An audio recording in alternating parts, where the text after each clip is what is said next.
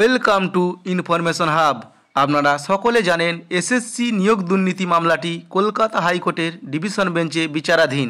এই মামলায় সিবিআই যে চার্জশিট জমা করেছে সেখানে সরকারি পদে থাকা যুক্ত ব্যক্তিদেরও নাম রয়েছে।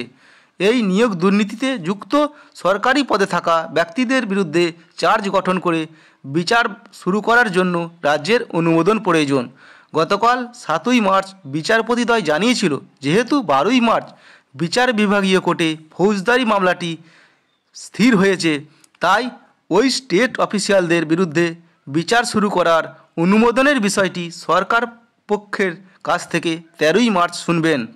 আজ 8ই মার্চ মামলার শুনানি ছিল 19 নম্বর কোর্টে বিচারপতি দেবাংশু বসাক ও বিচারপতি মোহাম্মদ সাব্বার রশিদির ডিভিশন বেঞ্চে। আজ বিচারপতিদ্বয় কী রায় দিয়েছেন এখন আমরা দেখে নেব। ডক্টর সুতনু পাত্র এসএসসির পক্ষ থেকে উপস্থিত হওয়া আইনজীবীকে প্রশ্ন করলে তিনি সেই প্রশ্নের উত্তর দিয়ে আদালতকে সাহায্য করতে পারেননি। তিনি আগের দিনের শুনানিতেও প্রশ্নের জবাব দিতে পারেননি। তিনি আরও জানান এই উত্তরের জন্য তার ইনস্ট্রাকশন প্রয়োজন। তারপর প্রশ্ন ওঠে এই সিলেকশন প্রক্রিয়ায় একজন লিগাল এন্টিটি অর্থাৎ একজন আইনি বিশেষজ্ঞ প্রয়োজন। সিবিআই রিপোর্টেও এই ধরনের আইনি অর্থাৎ লিগাল এন্টিটি যুক্ত হওয়ার কথা বলা হয়েছিল। আগের দিনের শুনানিতে কল্যাণ বন্দ্যোপাধ্যায় এই রিপোর্টের ব্যাপারে বিস্তারিতভাবে ব্যাখ্যা করে জানিয়েছিল। সুতরাং এসএসসির পক্ষ থেকে একজন বিজ্ঞ কৌশলী প্রয়োজন বলে বিচারপতিদ্বয় মনে করেন এবং সেই বিষয়ে তাদের প্রতিক্রিয়া চায়। যেহেতু ডক্টর পাত্র কোর্টকে সাহায্য করতে অক্ষম, তাই এসএসসির সমস্ত বোর্ড মেম্বারকে দুপুর 12:30টার সময় সশরীরে হাজিরে থাকার নির্দেশ দেওয়া হয়।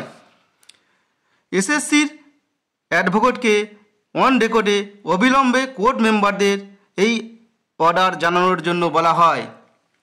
ডক্টর পাত্র কোর্ট ছাড়ার জন্য বলেন, অর্থাৎ কোর্টের বাইরে তিনি যেতে চান।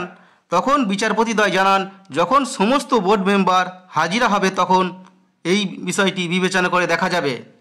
পর কোর্টের আদেশ অনুসারে চেয়ারপারসন এবং অন্যান্য মেম্বাররা যেমন মিস্টার সিদ্ধান্ত মজুমদার চেয়ারম্যান, ডক্টর দীপক কর মেম্বার এবং ডক্টর আশুতোষ ঘোষ মেম্বার এরা কোর্টে উপস্থিত হয়।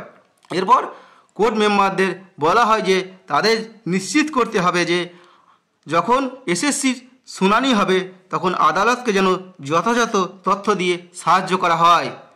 এরপর সিদ্ধান্ত মজুমদার যিনি চেয়ারম্যান আছেন তিনি জানান 11ই মার্চ থেকে আদালতকে প্রয়োজনীয় তথ্য দিয়ে সাহায্য করা হবে। তাদের ব্যক্তিগতভাবে উপস্থিতি যেন কোর্টের কাছে বর্জন করা হয়, অর্থাৎ তাদের যেন কোর্টে ফিজিক্যালি উপস্থিত না হতে হয়।